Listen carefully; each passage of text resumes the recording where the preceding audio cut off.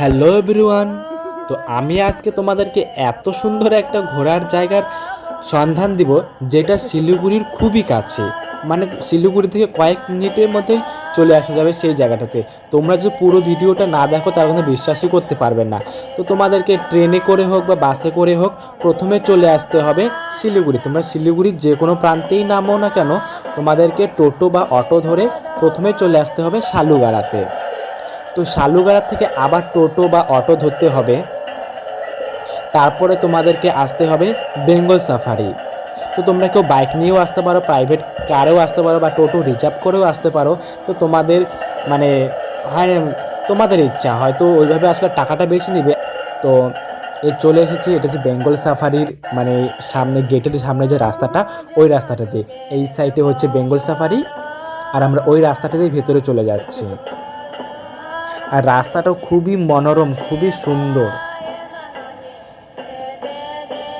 তো এই তো আমরা চলে এসেছি সেই ডেস্টিনেশন, যার মানে যেই জায়গাটার কথা বলতে চেয়েছিলাম, যে তো আমি চলে এসেছি সেই বুদ্ধ টেম্পল।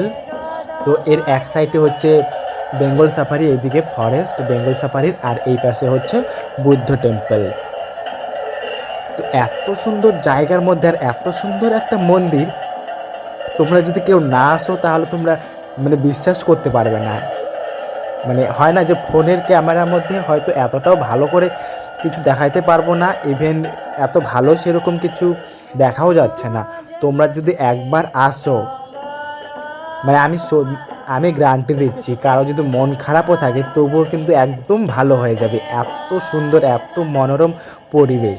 তো আমরা সিঁড়ি বেয়ে ওপরে উঠেছি, মন্দিরটা একটু ওপরে আর অনেক উঁচুতেও, অনেকগুলো সিঁড়ি দেওয়া আছে এখানটাতে।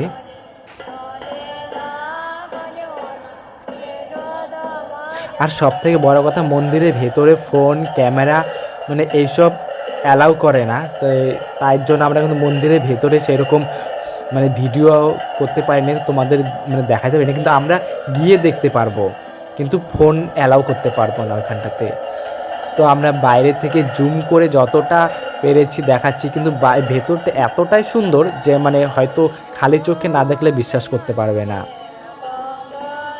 আর এদেরকে দেখো, এখানে তো অনেক মানে ওদেরকে কি বলে আমি জানি না, যাই হোক সন্ন্যাস বা কিছু একটা হবে। তো ওরা কিন্তু এখানে কিছু একটা পাঠ করছে, ওদের ভাষা আমি কিচ্ছু বুঝি না, মানে কি তবু পাঠ করেই যাচ্ছে। আর এখানে দেখো একটা বুদ্ধ মানে মূর্তি, যেটাকে পুজো দেওয়া হচ্ছে।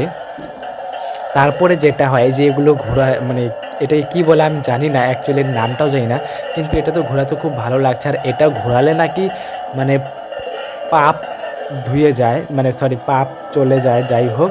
কিন্তু আমি তো কোনো পাপ করিনি, মানে আমি কোনো পাপ করতেও পারি না, এটা আমার ফিচার্সে নেই।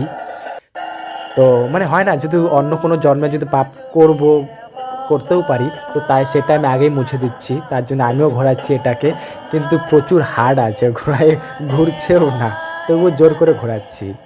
মানে এর থেকেও ছোট আছে, যেটা যেটা মানে খুব তাড়াতাড়ি মানে ভালো করে ঘুরে যায়। এটা হচ্ছে মানে বড় বড় মানে ভারী এটা। আর মন্দিরটা যে এতটা সুন্দর, আমি বলবো তোমরা একবার হলেও আসো এই মন্দিরটাতে।